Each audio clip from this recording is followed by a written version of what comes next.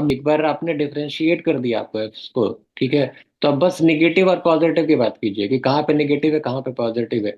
जहां पे भी आपका F dash X greater than zero आ गया, इंक्रीजिंग हो गया।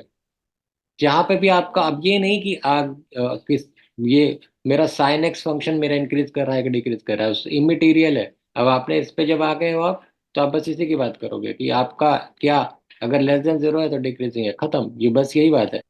अब यहाँ पे क्या बात हो रही है आपकी कि जीरो टू पाई के बीच में साइन एक्स आपका पॉजिटिव होता है, ठीक है। अगर साइन एक्स पॉजिटिव होता है तो माइनस लग गया तो इसके बीच में आपका नेगेटिव हो जाएगा। पाई से टू पाई के बीच में साइन एक्स मेरा नेगेटिव होता है, तो जैसे ही हो जाएगा तो पॉजिटिव हो जाएगा। यानी बस खत्म, कि चूंकि इस बीच में ये नेगेटिव है, तो यानी आपका क्या है, डिक्रीजिंग है, इसके बीच में पॉजिटिव है तो इंक्रीजिंग है। Neither increasing not decreasing in, बिल्कुल, बिकॉज इसका क्या मतलब हुआ कि आप स्ट्रिक्टली इंक्रीजिंग स्ट्रिक्टली डिक्रीजिंग नहीं है, क्योंकि ये ऊपर से जा रहा है फिर बढ़ रहा है फिर घट रहा है। मतलब एक फंक्शन, अगर मैं पूरे रेंज की बात कर रहा हूँ उसकी, तो ये मेरा फंक्शन, मतलब हम साइन एक्स का ग्राफ बाय द वे नहीं बना रहे, हम बस बता रहे हैं कि अगर आपका इस तरह का ग्राफ रहा हुआ होता, कुछ इस तरह का, फिर जीरो आपका ऐसे चलता होता ये, ठीक है। तो हम लोग क्या देख रहे हैं, ये जो ये हम लोग अभी भी साइन एक्स देख रहे हैं, ठीक है, हम जस्ट दिखा रहे हैं क्या कि ये इस टाइप में नेगेटिव है, ये पॉजिटिव है, ठीक है।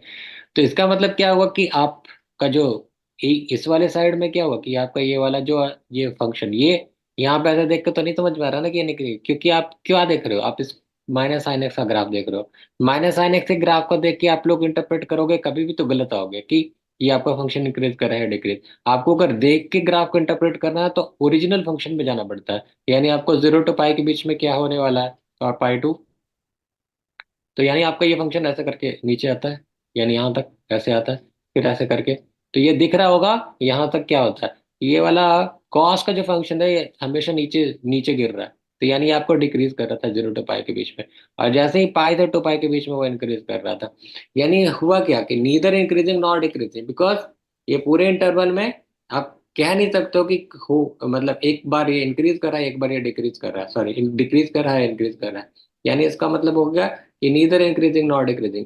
मेरे को पूरे के पूरे इंटरवल में या तो एफ डैश एक्स मेरा ग्रेटर देन जीरो आ जाता, या मेरा F dash X less than zero आ जाता, तो हम लोग कहते हैं कि स्ट्रिक्टली इंक्रीजिंग और डिक्रीजिंग। बट अगर कहीं पॉजिटिव कहीं नेगेटिव आ गया तो हम लोग कहते हैं नीदर इंक्रीजिंग नॉट डिक्रीजिंग।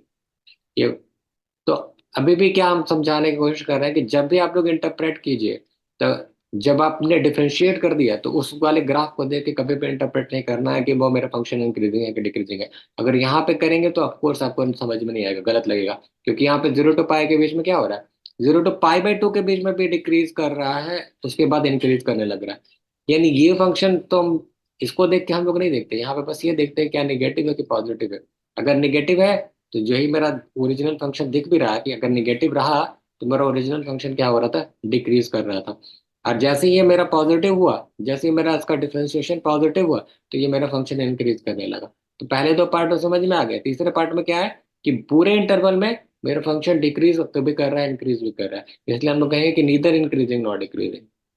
जब हम लोग एक चीज पे नहीं बात कर सकते कि या तो इंक्रीज कर रहा है या डिक्रीज कर रहा है, तो हम लोग कहेंगे नीदर इंक्रीजिंग। आपको कंफ्यूजन हो रहा है कि अरे भाई एक एक वाले में तो एक वाले में डिक्रीज कर रहा है एक वाले में इंक्रीज कर रहा है, तो आप क्यों कह रहे हो कि नीदर इंक्रीजिंग नॉट डिक्रीजिंग। यानी यहाँ पे होना क्या चाहिए कि it's increasing as well as decreasing, right. So हाँ। इंक्रीजिंग, हाँ, तो इसको ऐसा करके होना चाहिए, इसको लिखना है। अगर वो आपको ऐसा लिख देता तब आप कह सकते थे कि increasing in increasing in pi to two pi, जो कि वो पूछ चुका है पीछे, ठीक है। इस पूरे इंटरवल के बीच में हम जब बात कर रहे हैं तो हम लोग कहेंगे कि ये अगर हम लोग एक कोई डिसीजन नहीं ले सकते तो we will just say neither increasing not decreasing. इस वाले में हम लोग एक डिसीजन ले सकते हैं, हम लोग इसीलिए कहते हैं कि स्ट्रिक्टली इंक्रीजिंग, इस वाले में कह रहे हैं स्ट्रिक्टली डिक्रीजिंग। बट यहाँ वाले पे हम डिसीजन नहीं ले सकते तो हमको यही कहना पड़ता है कि नीदर इंक्रीजिंग नॉट डिक्रीजिंग।